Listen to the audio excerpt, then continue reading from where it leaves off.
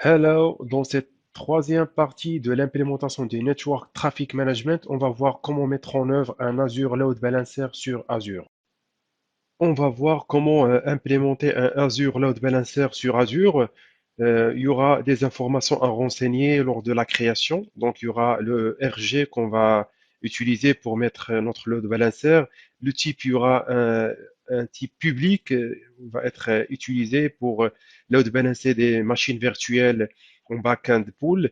Le SKU, c'est du standard. Et bien évidemment, il y aura la création d'une IP publique avec la redondance au niveau de la vérité zone.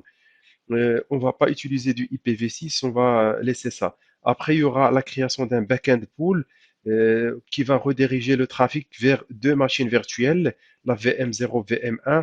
Il y aura le health probe qu'on va ajouter pour tester la santé des machines virtuelles où il y a donc sur le port 80 TCP.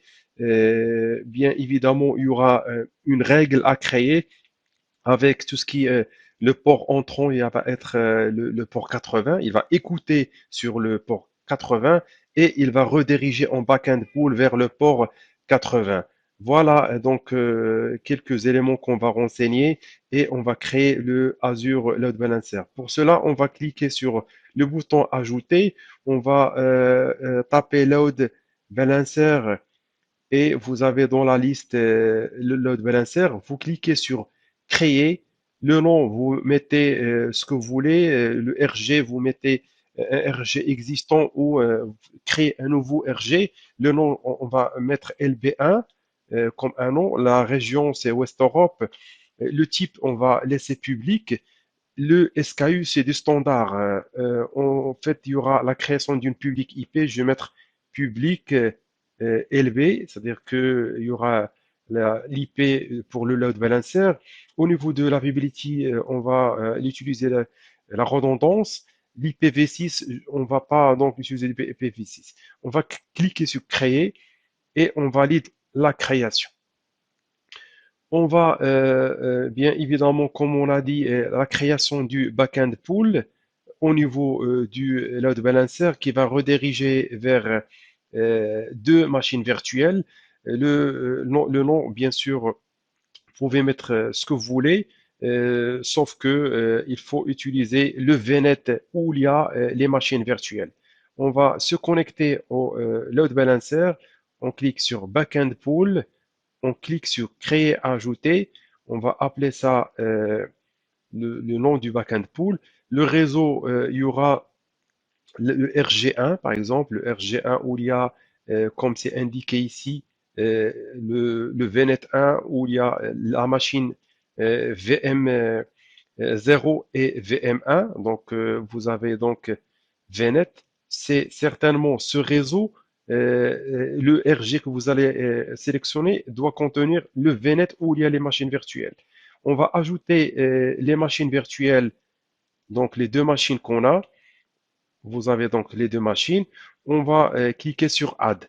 Donc voici le backend pool qui va contenir les deux machines virtuelles VM0, VM1.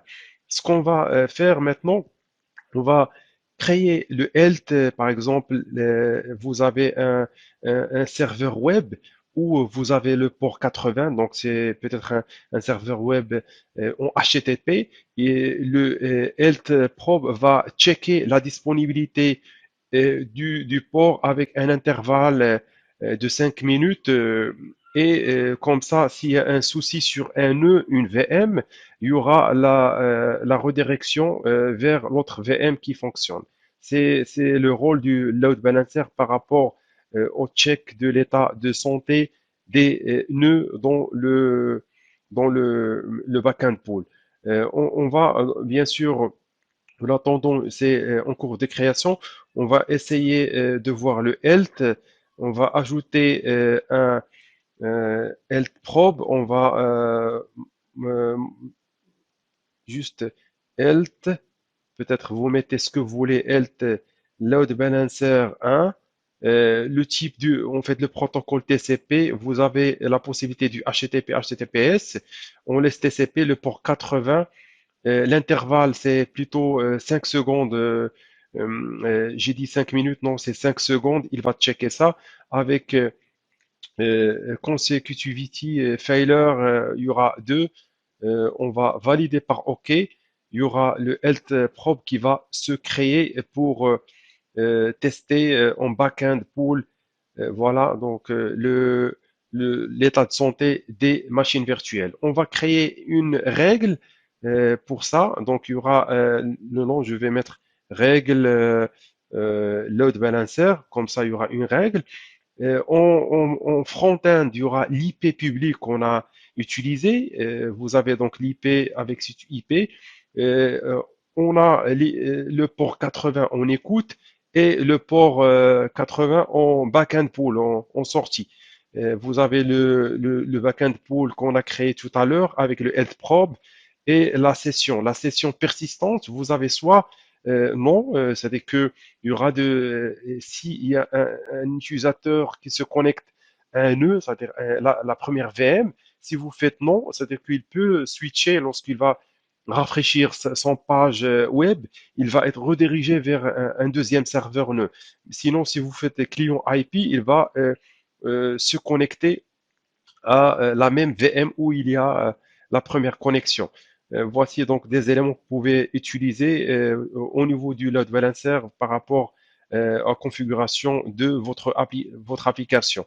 Vous avez le TCP reset, on laisse désactiver, le floating IP désactivé et aussi on coche use outbound rules to provide backend pool members access to Internet. C'est une option qu'on va activer. Voilà, donc la règle sera créée et ce qu'on va faire, on va se connecter avec l'IP public du load balancer. On va ouvrir une page privée. On va juste coller cette IP publique. On va entrer.